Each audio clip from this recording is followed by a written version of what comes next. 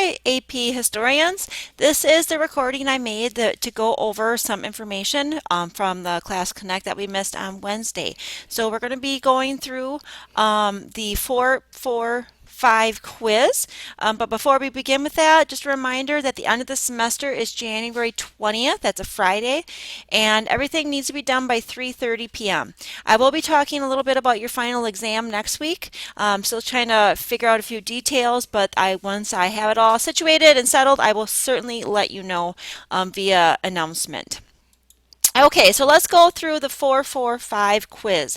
So this is going over Reconstruction, which is the time after the Civil War, where the United States was going through, well, what it means: Reconstruction, rebuilding the country, bringing it back together, reuniting the North and South, and trying to make changes politically, economically, socially, culturally in the South to bring more equality, hopefully, and and to bring rights to the newly freed slaves. Of course, it wasn't an easy transition, and it didn't work for very long, but what we're exploring right now are those Reconstruction policies. So the first question is, how did Abraham Lincoln and the Radical Republicans differ in their plans for changing American identity following the Civil War? Okay, so the first choice is Lincoln planned to more strictly define American identity as accessible only to wealthy individuals. Well, we know that wasn't true because Lincoln wasn't only going to be focusing on the wealthy. B, the Radical Republicans hoped to more rapidly eliminate traditional elements of Southern identity. And that's probably going to be the right answer, but we don't know yet. The Radical Republicans were a faction of the Republican Party that were, just as they sounded, radical, and radical in the means of they wanted to bring equality and equal citizenship and equal voting rights and everything to African Americans. They wanted to eliminate those racial barriers that had existed, and they wanted it done now. And they also wanted to kind of basically punish the South for their role in causing the Civil War. So that's why they were called the Radical Republicans. So that's why and radical in that they wanted to do it fast. They didn't want to wait and try to mend any fences. They wanted it done right away. And to eliminate traditional elements of Southern identity, that would mean things like racial structures, class structures, all those things that were kept during the time of slavery. Okay, but before we can say B is the correct answer, let's eliminate the other two. The Radical Republicans were more willing to accept aspects of Confederate culture as part of American identity. No, they weren't.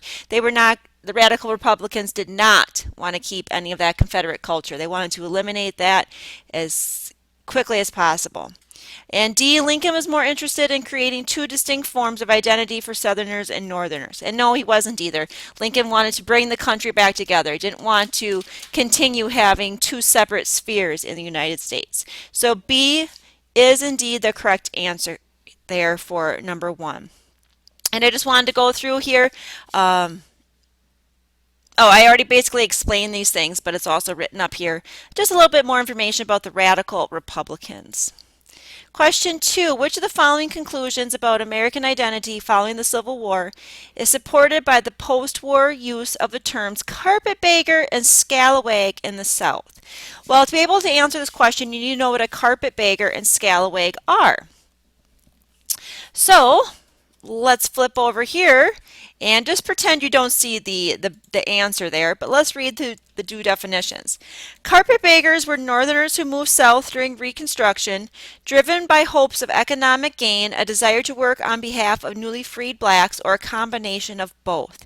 So they were called carpetbaggers because they would bring a carpet bag with them, which is an old-fashioned kind of luggage. It was basically maybe a valise is a different term for it. A kind of suitcase that was, I don't know. It's a kind of suitcase, basically. It's hard to explain without a picture.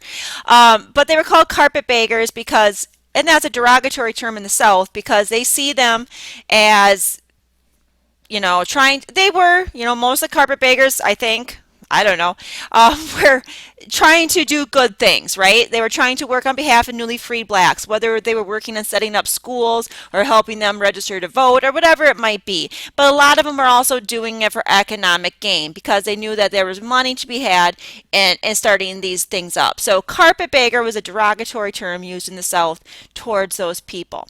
And then a scalawag were the white Southerners who sided with the Northern policies of Reconstruction. So they were seen as traitors in the eyes of traditional Southerners. So a scalawag was white Southerners who saw an advantage in backing the policies of Reconstruction instead of backing, oh, what it should say, not backing them, but backing the traditional South.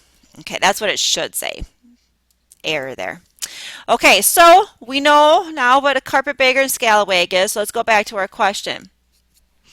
Okay, which of the following conclusions about American identity following the Civil War is supported by the widespread post-war use of the terms carpetbagger and scalawag in the South? Okay, so we know that the question, when we know carpetbagger and scalawag were not complementary terms in the South. They were terms used for people they basically didn't like so much. Okay, so A, African Americans became more integrated into Southern society during Reconstruction. That really doesn't have anything to do with the terms carpetbagger and scalawag, because it's not meshing with the American identity with that use of those terms. Okay, B, Southerners considered Northerners to be dangerous outsiders during Reconstruction. Okay, that sounds a little more likely because those are derogatory terms, and the South didn't like the North coming into the South and trying to change everything. So that's why they use those derogatory terms. So we're thinking B is the answer, but let's look at D and C to eliminate anything. C, Americans adopted a more unified national culture during the process of Reconstruction. They tried, didn't happen so well, and carpetbagger and scalawag were not complementary terms, so that would not be used in unifying a culture. That's used to divide the cultures. And then D, both Democrats and Republicans became more moderate as a result of Reconstruction. No, because carpetbagger and scalawag are once again not uniting words, they were dividing words, so that's not going to show anything about unity either, or moderate policies. So B is indeed the answer. Southerners considered Northerners to be dangerous outsiders during Reconstruction. Okay, and like we said, B there is the answer. Okay, moving on to the next one. Question 3. How did the passage of the 14th Amendment to the U.S. Constitution change American citizenship? Okay, so the 14th Amendment expanded citizenship to all and gave due process to everyone, no matter their race as well. Of course, we know this excludes women, but it was for all males at the time, whether your race, everybody was given citizenship and due process of a law.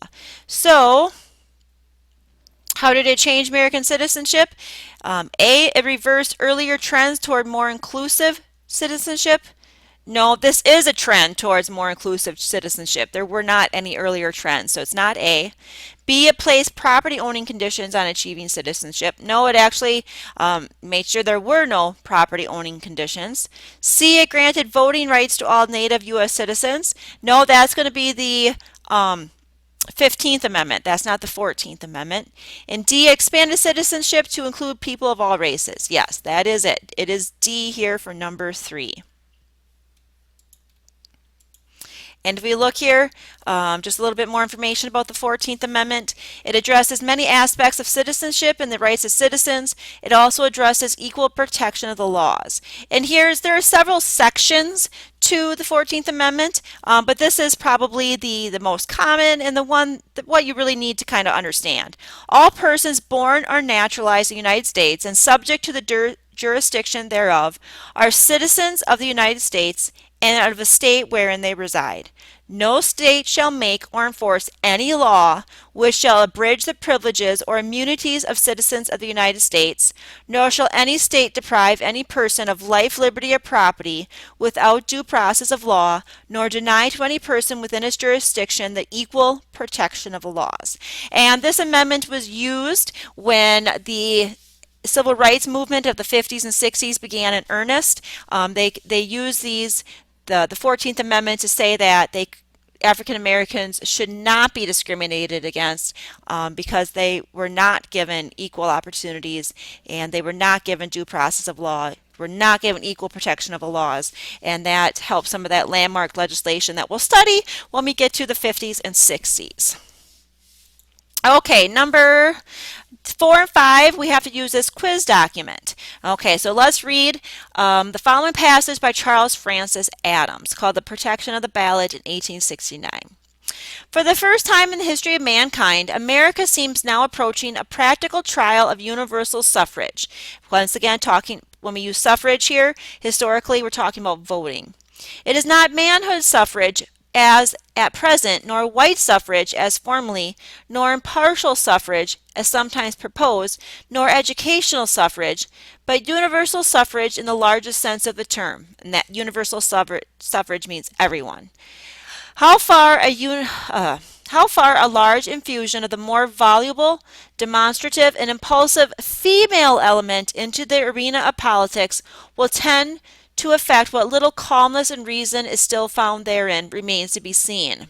Okay, so right here, he's talking about the voluble, demonstrative, and impulsive female element. So that is, he's being derogatory towards females. He's saying that will affect what little calmness and reason there still is in politics. If we allow women to vote, they're too demonstrative, they're too impulsive, they're too voluble, and they will not be calm, and they will not be reasonable. So we can't have women voting, but that remains to be seen, thank goodness, is what he's saying, because they're not allowed to vote yet. The white female, however, is at least of the same blood and education as the white male. Okay, this isn't sounding good now because he's making a race-based claim here. This cannot be said of the African. It is safe to say that the sudden and indiscriminate elevation of this whole race to the ballot is a portentous experiment. Universal suffrage can only mean in plain English the government of ignorance and vice. Okay, so this man, Charles Francis Adams, starts out by saying, well, it's a good thing we're not allowing women to vote yet because they're no good. But then he goes on to say, but even if we did allow women to vote, it'd still be better than allowing Africans to vote because at least they're the same race as the white male. And we don't know because the Africans have different blood and they're not educated. And now that we're pushing that race up, everything is going to go to ignorance and vice. So, as you can see, Charles Francis Adams is anti-female and also anti-African American. He's very much for only letting white males have the vote. So now that we know that, let's go to our quiz. Number 4, which of the following groups would have most agreed with the ideas expressed by Charles Francis Adams in the protection of the ballot regarding American identity following the Civil War? A, the Ku Klux Klan. Probably, because they were also anti-everything, so probably the Ku Klux Klan, but let's make sure we rule out the other ones. The Freedmen's Bureau.